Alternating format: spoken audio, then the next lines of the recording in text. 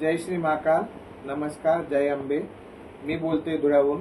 नीलू पार्वती जोगी, महामंडलेश्वर पार्वती नंदगिरी यांचा चेला, धुळ्याचे जगवाले मालक धुळ्याचे, त्यांचा चेला बोलतीये. पहा, आजकाल या भक्त लोकांनी धुमाकूळ घातलाय. मोठं कुकू लावणं, हातात बोटपाटल्या घालणं, तसेच किन्नरासारखा भेष करून फिरणं आणि लोकांना लुबाडणं, लोकांच्या घरात जाऊन काही पण विचित्र गोष्टी करणं, काही पण सांगणं, धन काढायच्या याच्या त्याच्या गोष्टी करणं, हे लोक लुबाडत आहे.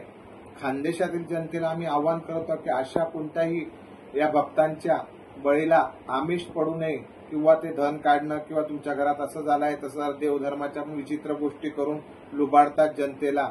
आणि एरंडोलचा माऊली म्हणून कोणीतरी बघत आहे, तो लोकांना सारखा लुटतोय, त्रास देतोय. आणि अशा बहुतेक कंप्लेंट आमच्याजवळ आल्या की जो किन्नरांचे नाव घेऊन किन्नरांच्या पेशाला बदनाम करून जो हे कार्य करताय, अशा भक्तांना माझं नम्र असं आव्हान आहे की आम्ही जर ह्या गोष्टीला तुम्ही आळा कुठं बसवत नसाल तर आम्ही आता इथून पुढे खूप कारवाई करू. आणि जादूटोणा समितीवर आम्ही आहोतच.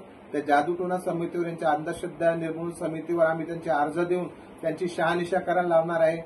कुठं कुंकू पाडणं हातातून, कुठं काही हे करणं, कुठं प्रसाद काढणं, आणि आम्ही धन काढून देतो ते सोनपितळ सारख्या गोष्टी दाखवून लोकांना आमिषाला बळी पाडणं, हा प्रकार बंद झाला पाहिजे.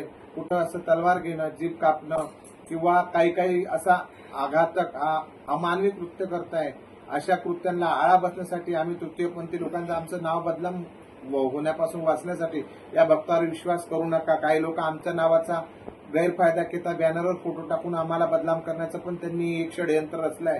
तरी आम्हाला जनतेला आम्ही आवाहन करतो, खानदेशी जनतेला किंवा इतर लोकांना, मराठी जनतेला आम्ही आवाहन करतो, यांच्या कोणत्याही आमिषाला बळी न पडता. आणि सगळ्यात जास्त धुळ्यामध्ये हे भक्त लोक करतात. धुळे जिल्हा जेवढा आमचा आहे त्या धुळे जिल्ह्यामध्ये या भक्तांनी थैमान घातलाय अशा गोष्टीला. अशा गोष्टीला आळा घालण्यासाठी आम्ही जनतेला हेच आवाहन करतो, कुठे काही घडलं तरी आमच्याशी संपर्क करा किंवा या गोष्टी सगळ्या रोका. तसं आम्ही सुद्धा यावर कडक ते कडक कारवाई करण्यात आहे. जय श्री महाकाल.